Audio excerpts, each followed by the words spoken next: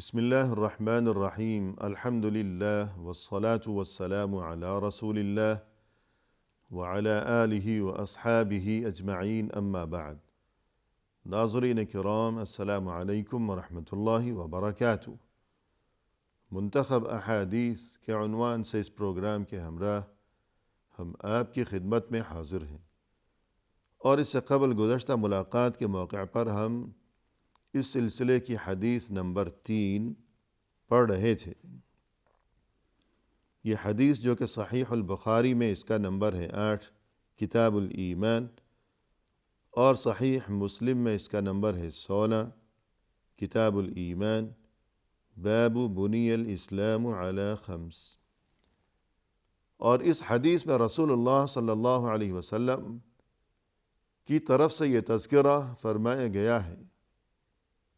کہ دین اسلام کی بنیاد 5 چیزوں پر ہے۔ اس بات کی گواہی دینا کہ لا الہ الا اللہ محمد الرسول اللہ، کہ اللہ کے سوا کوئی معبود برحق نہیں ہے، اور یہ کہ محمد صلی اللہ علیہ وسلم اللہ کے رسول ہیں، اور اس کے بعد یہ کہ نماز قائم کرنا، زکوٰۃ ادا کرنا، اللہ کے گھر کا حج کرنا، ماہ رمضان کے روزے رکھنا۔ اس سلسلے میں ناظرین اس سے قبل گزشتہ ملاقات کے موقع پر ہم مفصل گفتگو کر چکے ہیں، اور آج کی اس ملاقات میں اسی سلسلے کو مزید آگے بڑھاتے ہوئے ہم یہ تذکرہ کریں گے کہ یہ ارکان اسلام اور یہ نماز، زکوٰۃ، روزہ اور حج وغیرہ، اور ان میں سب سے پہلی جو چیز ہے کہ لا الہ الا اللہ محمد الرسول اللہ،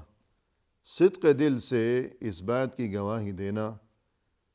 اور زبان سے اس چیز کا اقرار و اظہار بھی کرنا، پھر مزید یہ کہ اس چیز کا جو تقاضا ہے اس کے مطابق عمل بھی انجام دیتے رہنا زندگی بھر، اور ان اعمال میں سر فہرست وہ اعمال ہیں بالخصوص کہ جن کا اس حدیث میں تذکرہ کیا گیا ہے، یعنی نماز، زکوٰۃ، حج اور ماہ رمضان کے روزے۔ تو جس طرح کسی عمارت کے برقرار اور قائم و دائم رہنے کے لیے اور اس کی مضبوطی کے لیے یہ بات انتہائی ضروری اور لازمی ہوا کرتی ہے کہ بنیاد مضبوط ہونی چاہیے، جو زیب و زینت ہے، رنگ و روغن ہے، وہ ہے تب بھی ٹھیک ہے، نہیں ہے تب بھی ٹھیک ہے، لیکن اصل بات یہ ہے کہ بنیاد مضبوط ہونی چاہیے۔ لہذا مسلمان کو اپنی صورتحال کا جائزہ لینا چاہیے، اور یہ کہ اپنے گریبان میں جھانکنا چاہیے، اپنی ایمانی کیفیت کا اور اپنے عمل کا اسے محاسبہ کرتے رہنا چاہیے کہ کلمہ لا الہ الا اللہ محمد الرسول اللہ پر ایمان کے جو تقاضے ہیں، اس بارے میں میرا کیا معاملہ ہے، میں کہاں کھڑا ہوں، اور پھر یہ کہ نماز اور زکوٰۃ اور حج اور یہ روزے، اس بارے میں میری کیا صورتحال چل رہی ہے۔ اور جب تذکرہ ہوگا ان عبادات کے بارے میں کہ جنہیں رسول اللہ صلی اللہ علیہ وسلم نے اس حدیث میں بیان فرمایا ہے، اور جنہیں دین اسلام کی بنیاد قرار دیا ہے آپ صلی اللہ علیہ وسلم نے، اور ان اعمال کی انہی اہمیت کی وجہ سے انہیں ارکان اسلام کے نام سے یاد کیا جاتا ہے، تو ہم نے یہ صورتحال دیکھی ہے اس حدیث میں کہ نماز کا تذکرہ، زکوٰۃ کا تذکرہ، اور یہ کہ بیت اللہ کے حج کا تذکرہ، اور ماہ رمضان کے روزوں کا تذکرہ کیا گیا کہ یہ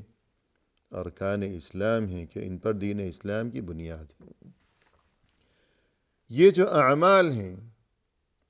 اور یہ جو اسلامی عبادات میں اہم ترین عبادات ہیں، تو اس تعلق سے ہمیں اس بات کو بھی سمجھنے کی ضرورت ہے کہ ان عبادات میں کوئی جسمانی عبادت ہے، کوئی مالی عبادت ہے، اور کوئی اس قسم کی عبادت ہے کہ بیک وقت وہ جسمانی بھی ہے اور مالی بھی ہے۔ مثلا نماز جسمانی عبادت ہے کہ اپنے جسم کے ذریعہ انسان مسجد کی جانب یہ آمد و رفت کے سلسلے، یہ آنا یہ جانا زندگی بھر، کبھی رات ہے کبھی دن ہے، کبھی روشنی ہے کبھی اندھیرا ہے، آندھی ہو یا طوفان، سردی ہو یا گرمی ہو، مسجد کے ساتھ مسلمان کا یہ رشتہ کہ مسلمان کا دل وہیں لٹکا ہوا ہے کہ جہاں سے دن میں 5 بار اللہ اکبر کی صدا بلند ہوا کرتی ہے، اور پھر یہ کہ وہاں پہنچنے کے بعد ہاتھ باندھے ہوئے سر جھکائے ہوئے جو کھڑا ہے مسلمان، کہ اسی صف میں اسی ایک امام کی اقتداء میں کندھے سے کندھا پاؤں سے پاؤں ملائے ہوئے، نہ کوئی امیر نہ کوئی غریب، نہ کوئی کالا نہ کوئی گورا، اور یہ کہ کیا خادم اور کیا مخدوم، کیا امیر اور کیا فقیر، کیا بادشاہ اور کیا مفلس و کنگال اور محتاج، سبھی ایک ساتھ کھڑے ہیں، ایک ہی صف میں کھڑے ہوئے ہیں، ایک ہی امام کی اقتداء میں نماز ادا کر رہے ہیں، ایک ہی اللہ کے سامنے سر جھکائے کھڑے ہیں، اور سب کے دلوں میں نیت اور خواہش اور تڑپ اور آرزو بھی ایک ہی ہے کہ یا اللہ تو مجھ سے راضی ہو جا۔ تو یہ نماز یہ جسمانی عمل ہے کہ گھر سے اٹھ کر روانہ ہونا، وضو کرنا تو ہاتھ پاؤں چہرہ دھونا، یہ اعضاء، پاؤں سے چل کر جانا، پھر یہ کہ قیام رکوع سجود وغیرہ، اور یہ تشہد، یہ سب جسم کے ذریعے، پھر یہ کہ نماز میں جو کچھ پڑھا جا رہا ہے کہ اللہ اکبر کہنا، ثنا پڑھنا، سبحانک اللہم و بحمدک، پھر سورہ فاتحہ، پھر سبحان ربی العظیم، سبحان ربی الاعلی، التحیات للہ والصلوات والطیبات، یہ سبھی کچھ پڑھنا یہ بھی زبان سے، تو زبان بھی جسم ہی کا حصہ ہے، یعنی نماز جسمانی عبادت، جبکہ زکوٰۃ مثلا مالی عبادت ہے کہ اپنا پیسہ، اور یہ کہ زندگی بھر اپنی جیب سے یہ اپنی محنت کی کمائی یہ نکال کر خاموشی کے ساتھ کسی مسکین کے ہتھیلی پر رکھ دینا، مسکین کے حوالے کر دینا، تو یہ مالی عبادت ہے۔ اور اگر غور کیا جائے حج کے بارے میں تو وہ مالی بھی ہے اور جسمانی بھی ہے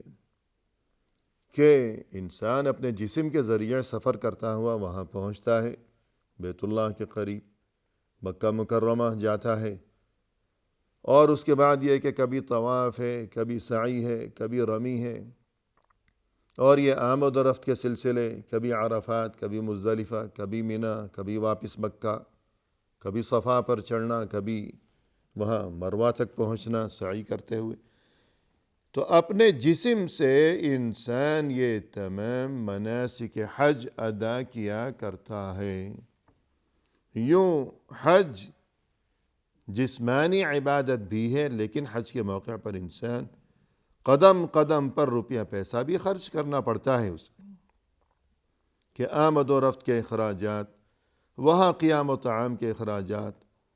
اور اپنے اہل و عیال کو جب وہ چھوڑے جا رہا ہے اس سفر حج کے موقع پر ان کے لیے اخراجات، نان نفقے کا انتظام،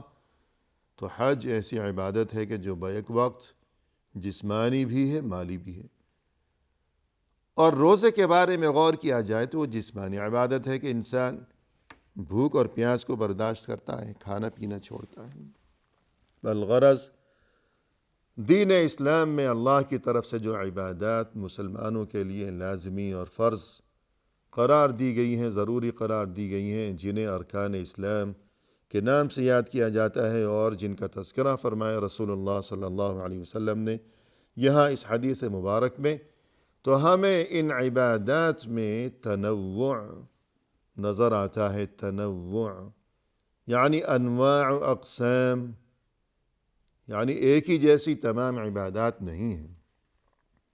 بلکہ ان میں رنگا رنگی ہے، تنوع، رنگ برنگی، کہ کبھی پیسہ خرچ کرنا ہے، کبھی جسمانی مشقت انجام دینی ہے۔ کیوں؟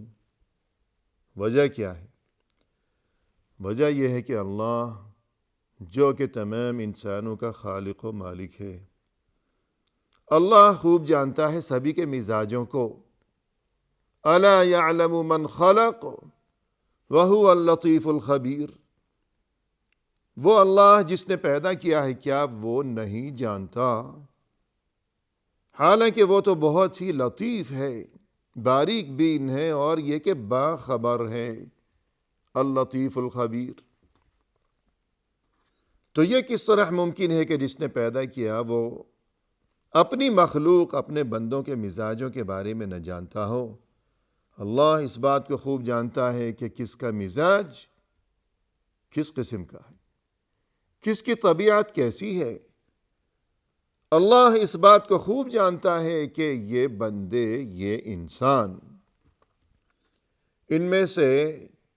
کوئی ایسا بھی ہے کہ جو یوں کہتا ہوگا، ورنہ کم از کم یہ کہ زبان سے نہیں کہتا تو دل میں تو سوچتا ہوگا شاید، کہ روزانہ زندگی بھر دن میں یہ 5 نمازیں، یہ رکوع و سجود، یہ مسجد جانا آنا، اور یہ کہ کبھی اپنا آرام چھوڑنا پڑتا ہے، کبھی بستر سے اٹھنا، نیند اپنی قربان کرنا، کبھی تجارت کاروبار عروج پر چل رہا ہے، زوروں پر چل رہا ہے بزنس، اور کبھی دوستوں کی محفل سجی ہے، لیکن روز روز یہ صبح شام مسجد آنا جانا کتنا مشکل کام ہے۔ کاش کوئی ایسی صورت ہو جاتی کہ میں ہر نماز کے بدلے کسی مسکین کو کچھ پیسے دے دیا کرتا، یا سال کے بعد جو زکوٰۃ میں دیا کرتا ہوں 2.5%، تو تھوڑی زیادہ دے دیتا، 5% دے دیتا، کہ جتنے پیسے لینے ہیں مجھ سے لے لو، جتنے پیسے دینے پڑ جائیں میں تیار ہوں۔ لیکن یہ روز روز کی نماز، اور یہ کہ رمضان میں 30 دن مہینے بھر یہ بھوکے پیاسے بیٹھے رہنا، یہ تو بہت مشکل کام ہے کہ انسان صبح سے شام تک بھوکا پیاسا بیٹھا رہے۔ یہ کیسے ہوگا؟ نہ جانے کیا گزرے گی اور کیا بنے گا ہمارا۔ تو پیسے لے لو مجھ سے، زکوٰۃ زیادہ دے دوں گا میں، مگر یہ روزہ بہت مشکل ہے۔ شاید اس قسم کے لوگ ہوں، یقیناً ہوں گے، کہ پیسہ لے لو مگر یہ محنت ہم سے ہونے والی نہیں ہے۔ لیکن ایسا نہیں چلے گا دین اسلام میں، اور ممکن ہے کہ اس کے برعکس بھی بہت سے لوگ ہوں جو اس قسم کی سوچ رکھتے ہوں کہ یہ زکوٰۃ،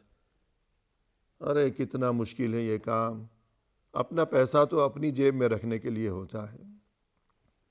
اپنا پیسہ کوئی دوسروں میں بانٹنے کے لیے تھوڑی ہوتا ہے۔ کہ عقل مند آدمی تو وہی ہے جو اپنا پیسہ اپنی جیب میں رکھے، میں کیوں دوں زکوٰۃ؟ یہ زکوٰۃ تو بہت مشکل کام ہے، اپنا پیسہ دوسرے کو دینا۔ اور اگر وہ زکوٰۃ ادا کرتا بھی ہے لیکن سوچتا ہے کہ یہ جو زکوٰۃ ادا کرنے کا معاملہ ہے، ہر سال زندگی بھر یہ 2.5%، یہ لاکھ میں سے جو ہے 2,500 دے دینا کسی کو، اور پھر یہ کہ 10 لاکھ میں سے 25,000، یہ کتنا مشکل کام ہے۔ تو کاش ایسی کوئی صورت بن جاتی کہ زکوٰۃ کی بجائے میں روزانہ نمازیں زیادہ پڑھ لیتا، کہ 5 نمازوں کی بجائے میں ایک دن میں 50 نمازیں پڑھ لیتا، 1000 نمازیں بھی پڑھ لیتا، مگر پیسہ دینا بہت مشکل ہے۔ میں 1 مہینہ روزے رکھنے کی بجائے میں سال بھر روزہ رکھ لیتا، مگر پیسہ دینا بہت مشکل کام ہے۔ تو اس قسم کے لوگ بھی ہیں دنیا میں، اور اللہ کو خوب معلوم ہے یہ بات کہ ہر ایک کا مزاج جدا جدا ہے۔ تو سبھی کے لیے آزمائش ہو جائے اور سبھی کا خوب اچھی طرح امتحان ہو جائے، اس لیے یہ جو اللہ کی طرف سے عبادات مقرر کی گئی ہیں دین اسلام میں، ان میں تنوع ہے، سب ایک ہی جیسی نہیں ہیں، بلکہ کوئی مالی عبادت ہے، اور یہ کہ کوئی جسمانی عبادت ہے، اور یہ کہ کوئی بیک وقت مالی بھی ہے اور جسمانی بھی ہے، اور اس کے علاوہ مزید یہ بات بھی قابل غور ہے کہ کوئی عبادت ایسی ہے کہ جس میں بذل المحبوب کا پہلو پایا جاتا ہے، اور کوئی عبادت ایسی ہے کہ جس میں اس کے بالکل برعکس الکف عن المحبوب کا پہلو پایا جاتا ہے۔ بذل المحبوب یعنی جو اپنی بہت محبوب ترین کوئی چیز ہو اسے خود سے دور کر دینا، یہ تو بہت بڑا امتحان ہے کہ اپنی انتہائی پسندیدہ ترین چیز کو خود سے دور کر دینا، خود اپنے ہاتھوں کسی دوسرے کے حوالے کر دینا کہ روپیہ پیسہ۔ کتنا اچھا لگتا ہے انسان کو یہ اپنا مال و دولت، جیسے کہ قرآن میں فرمایا کہ وَتُحِبُّونَ الْمَالَ حُبًّا جَمًّا، کہ تم تو مال سے بہت زیادہ محبت کرتے ہو، اور فرمایا کہ وَإِنَّهُ لِحُبِّ الْخَيْرِ لَشَدِيدٌ، کہ انسان تو مال سے بہت زیادہ محبت کیا کرتا ہے۔